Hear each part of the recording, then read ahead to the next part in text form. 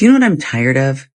This idea that if your adult kid walked away, you must have been abusive, toxic, narcissistic, manipulative.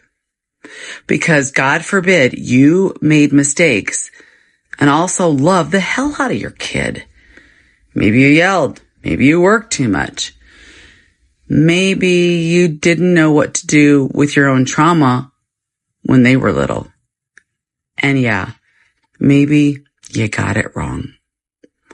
That's called being human. That's called being a parent. And it's not a crime.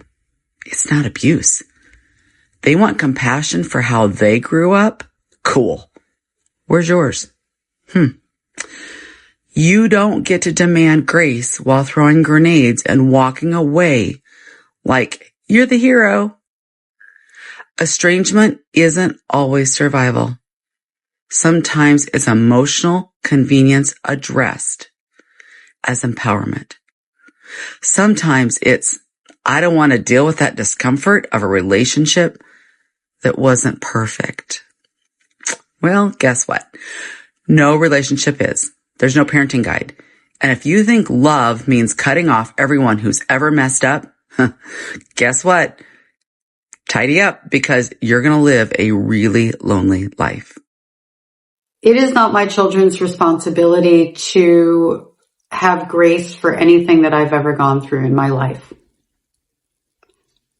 I said it. It isn't my children's fault that when I had them, I didn't go to therapy and prepare an environment for them that was optimized to the highest degree I could optimize it.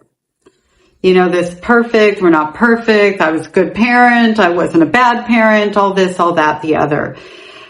Without question, I mean, I had my first daughter when I was 17, and we did go through an estrangement when she was around 19-ish, maybe 20. No surprise that my mother was on the picture, like on the scene at that time. And I had been estranged from my mother from the time that my first daughter was 6 years old, the one that I'm talking about now. The estrangement we went through, while supported by my mother in terms of she was giving smear campaign, wasn't because of my mother. It was because I didn't go to therapy before my child was born. I was 17 years old. I was basically living on the streets. I had run away from the home, from my mother's home at the house. It wasn't a home, at the age of 13 and a half. I don't want my children to have grace for that. I don't need them to validate me or have grace for that. That was my life. That wasn't my fault and also wasn't their fault. My job was to do better. That's it. That's all. There's no way around that. And it isn't about having a lack of self-compassion. It isn't about not wanting to raise children who are compassionate, empathetic human beings. It's about the recognition of it wasn't their fault when I hurt their feelings. It wasn't their fault when I was emotionally immature. It wasn't their fault when I made decisions that created an environment for them that at times must have felt unstable. It isn't their fault. And therefore, the reason why doesn't mean anything. As adults now who are out in the world, it's amazing how they come back and go, we really recognize everything that you went through and how much you did for us. And that's beautiful that they could come back and give me that gift. I never asked for it. I receive it with open arms. I appreciate the compassion. I appreciate the love and respect that they have for me and show me. And the reason that they have that is, guess what? Because even through my passing down of trauma, even through the times where I was triggered by something that I saw in them of myself that I didn't have self-compassion for, I didn't abuse my children. And even through those times, I want to be clear, I didn't abuse my children. I definitely passed down trauma. My mother abused me. There was an intention. There was a methodology behind it. There was a consistency. It was layered. It was insidious, and it was with hatred. the times where I didn't show up for my children in the way that they deserved a mom to show up for them was out of my own wounds. And I know that that's part of what she's talking about. And the reason that my children were able to come back to me is because I was the kind of mom who did make it about them. And when they shared with me things that hurt them, that bothered them, they had a safe space to do that. And they always knew that I wasn't going to excuse the behaviors that I had. There was one time when my son was really young, and I don't live in regret, but I do regret this, where I did the emotionally immature thing. And I said to him, you have no idea how bad I had it and how good I made it for you. Those words fell out of my mouth, and I really didn't understand what I was doing in that moment. And I want to say he was probably a teenager. Anyway, we've since recovered from that moment. And at some point in time, even, I think it was about 19ish, he'd been out in the world and university for about a year or so. He came back to me and said, I gave you a hard time, and I'm really sorry that I didn't realize how much you were doing for us kids as a single mom. He came back to me with that. And you know why, kids can come back is because if you're a parent that shows and demonstrates what accountability looks like, they think about what their place in the world is and what their part to play in the world is. And they take accountability as well. My kids didn't do anything wrong growing up. My kids weren't difficult kids. There is no such thing. Did they have moments in time where they were grounded or, driving me crazy? Of course they did. They were kids. That's what they're supposed to do. It's kind of like their rite of passage and their literal job. And it's better they do it as kids if they're in a safe environment, because as a parent, I can redirect them and their behaviors and things like that. Because I'm playing on that because I just get the sense that she's like that sacrificial parent, right? And I don't, again, need my kids to have grace for me. They have grace for me because when they came to me and they showed me their love by opening up and trusting me with their feelings, that's what that really means. When your kids come to you and say, I really want to talk about some of these things that you did that hurt me.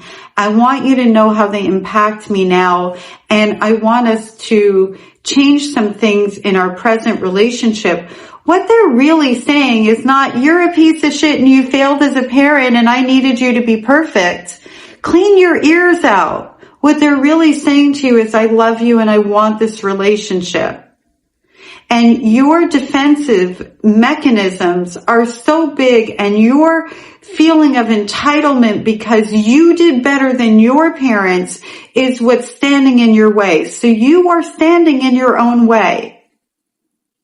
Modeling behavior of what you want your children to show you instead of demanding that grace is what's going to lead to a place where somewhere down the road, when they get into real adult life, they recognize not your sacrifices, rather your willingness to really, truly make the best efforts that you could to show up. And taking accountability where you fell short, that isn't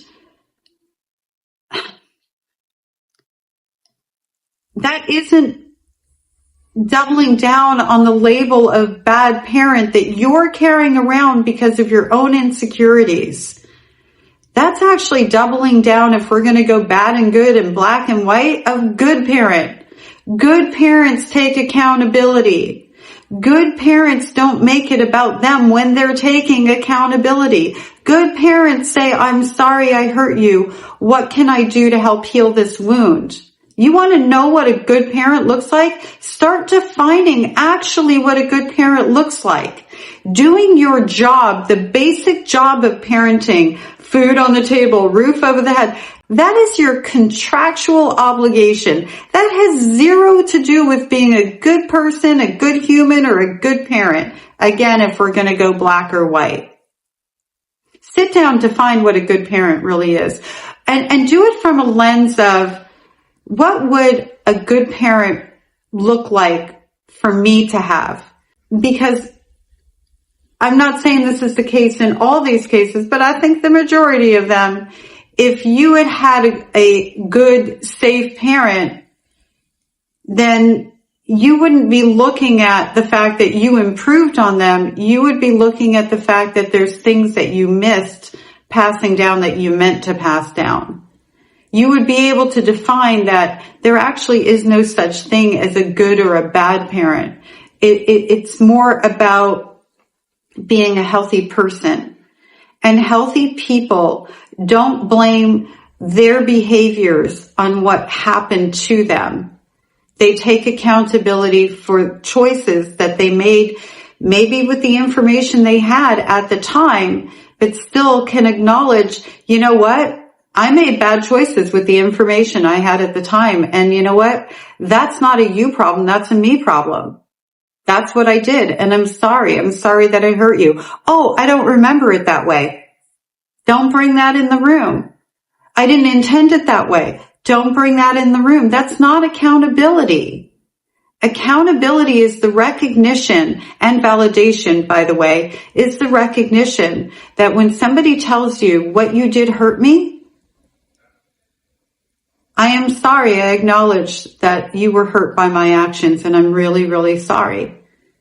Not I'm sorry you felt that way, even though you might be. I mean, I'm sorry for the way that I made my children feel at times, for sure. But I'm not sorry they felt that way, as if I didn't do something that made them feel that way. If you know, you know.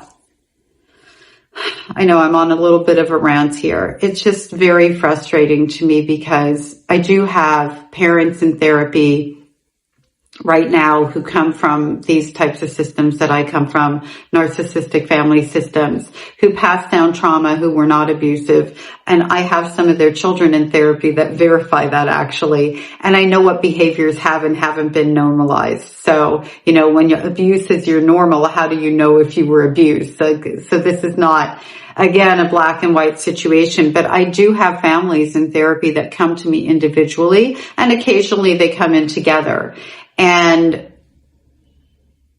I am able to help that parent learn how to take accountability, which ultimately is going to lead to their relationship not estranging. And they're there not because they're worried about the relationship estranging, but rather because they see that there is dysfunction that's occurring and they do feel a distance growing with their children. And in these particular clients that I'm talking about, I have a few families.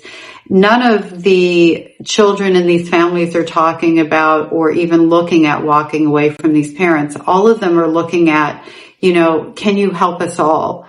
Can you help me to cope with when my parent behaves this way? Actually, it's mothers in all of these situations. Can you help me cope with when my mother behaves this way? Can you help me develop some tools of how I can better communicate to my parents so maybe we have a better outcome? They're taking accountability for almost growing their parent up, which isn't their responsibility. And the fact that they're doing it is because they really do genuinely want to save these relationships. And we start therapy younger now because we have more access. And in these cases where the parents show up and do their own work, well, that speaks volumes to their recognition that one, there's something that they need to do better. And two, they definitely want to do better for their children. I had a parent tell me just the other day, I don't like how I speak to my children. I don't even understand why I do it. I know I'm guilt tripping them. And once it's out, it's out. Like, I feel bad afterwards. And I don't know where that's coming from or what to do. And I'm like, gosh, you know, if parents like this would just take the moment to stop looking for grace and start focusing on why they need that grace and what their behaviors are, like the tail shouldn't be wagging the dog. Your children aren't born to heal you. They don't have the capacity, the ability, and it's not their responsibility.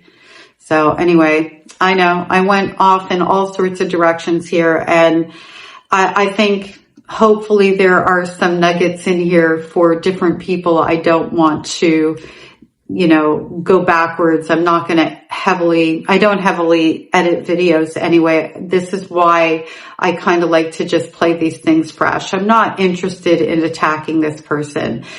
I can definitely see she really, truly, unfortunately, and maybe she doesn't go to therapy, although I rarely give the names. Okay, I won't give her full name, but her handle starts with grief and healing.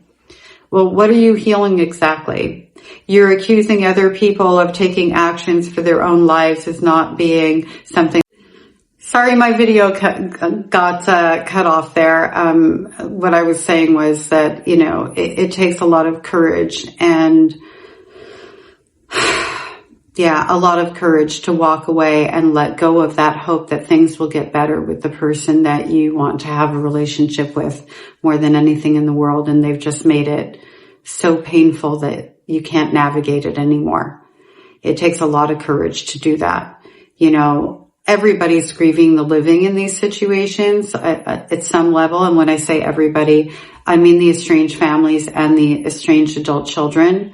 I don't necessarily mean the estranged parents. There's siblings that get lost in this, like people who leave behind a sibling who's 10 years old kind of thing. That child is grieving the relationship of the sibling that they lost. There's a lot of grief in this. There's no question about it. And when you are the person who is unwilling to do your own work and take accountability, you are the cause of the estrangement. And there really is no two ways around that. So thanks for being here. If you have somebody you want me to feature, let me know.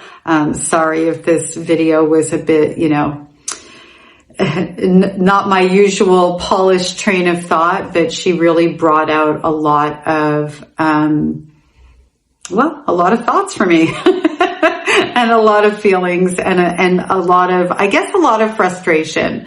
Not triggering or anything like that. I just find it really frustrating because I am very blessed to be able to see people doing the work and repairing their relationships. And while it's hard to do the work, it's not hard to actually repair the relationships. And when you see that those kids are drawing back, they're not sharing the same things they used to share, they're taking less time for you, that is your sign to take yourself and go to therapy and figure out what you're doing that is creating a situation where your child is backing away from you. Stop trying to figure out these things on your own. You're likely carrying some behaviors that you learned that were normalized that you just are assuming other people like your children should tolerate because you tolerated it. And the kids now, kids these days, they have access to tools and therapy and content and learning about what they are allowed to walk away from and not, and permission to heal and all these different things that we didn't have. This isn't about a trend.